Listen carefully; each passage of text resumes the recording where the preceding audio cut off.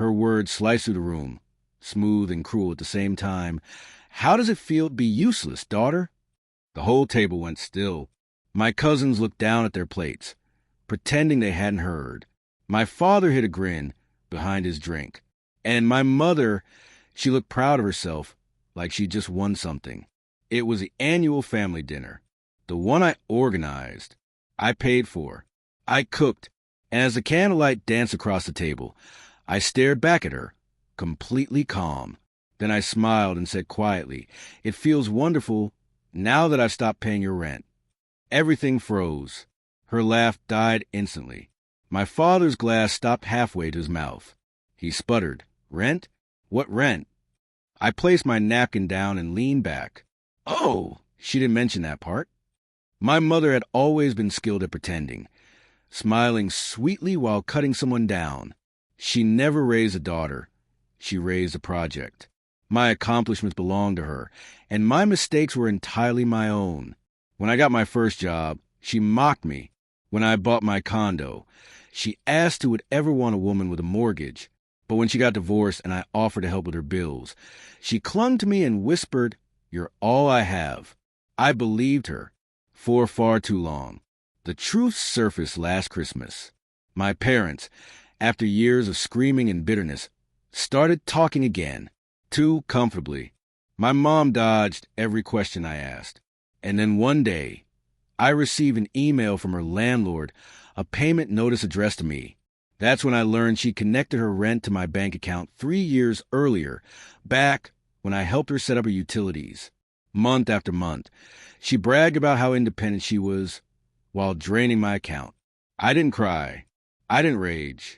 I just understood her completely. This wasn't new. She didn't just use people. She conditioned them to believe they owed her.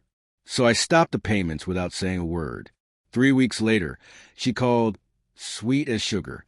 "Hey, sweetheart, can you check something for me?" The landlord's acting strange. I brushed her off. A week later, she texted that her rent was late. I ignored it. By week 5, her tone changed. "You wouldn't let your own mother end up on the street, would you?" I said nothing. Instead, I phoned the landlord myself. He already had eviction papers ready. Then I shut down every account still tied to my name. She had a month to figure out her life. My father found out shortly before the dinner, or so he thought. He actually called me, proud of me, finally, told me Mom had said I was doing so well. It was the first time he ever uttered those words, and somehow it hurt more than all the years he hadn't. I didn't correct him. Not yet. Some truths are better delivered with an audience. So back at the dinner table, while the food still steamed and the wine glasses glistened, I exposed everything. "You never told him?" I asked her softly. "That you've been living in my condo? That I've been paying for your rent, utilities, phone, everything, while you brag about managing on your own?" Her hand shook. My father slammed the table. "You lied to me, and you took her money?" She opened her mouth, desperate to spin it. She offered. I cut her off. "Before or after you forged my signature for the automatic debit?" Her fork dropped. My father went red with anger. The silence that followed was deep and heavy. I stood slowly. "I think we're done here." 2 weeks later, she called me from a motel room. Her voice was small and brittle. "Why would you do this to me?" I almost laughed, but I didn't.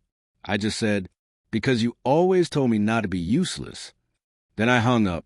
Sometimes I replay that night, the moment her mask fell apart, piece by piece, in front of everyone.